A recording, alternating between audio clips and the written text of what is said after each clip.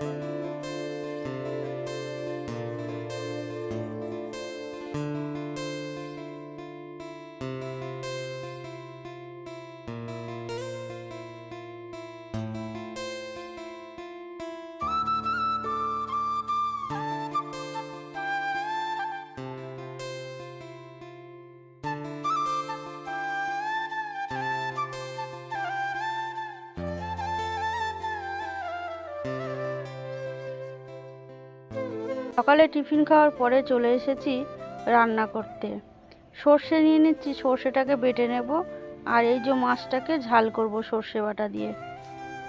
আজকের আর বেশি কিছু রান্না করব না, শুধু মাছের ঝাল ভাত করব।